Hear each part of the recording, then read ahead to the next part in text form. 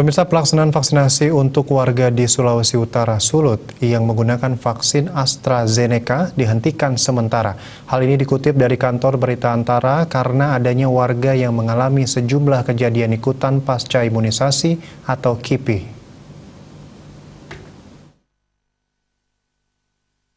KIPI yang dirasakan seperti demam, menggigil, sakit kepala, badan terasa sakit dan lemas.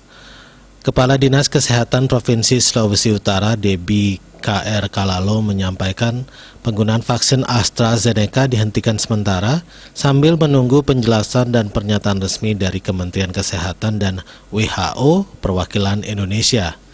Jubir Satgas Percepatan Penanganan COVID-19 Sulut, Stephen Dandel, kemudian mengklarifikasi sejumlah poin terkait dihentikan sementara vaksinasi menggunakan AstraZeneca itu. Ia menyebutkan hal ini dilakukan sebagai langkah kehati-hatian precaution, mengingat adanya angka KIPI sebesar 5-10% dari total yang divaksin AstraZeneca. KIPI ini hadir dalam bentuk gejala demam, menggigil, nyeri badan, nyeri tulang, mual, dan muntah.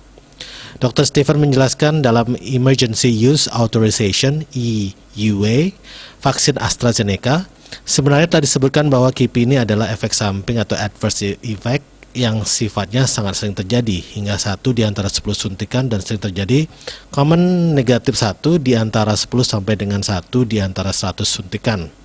Komunikasi risiko kepada masyarakat perlu disiapkan untuk dapat menerima fakta ini supaya tidak terjadi kepanikan di masyarakat.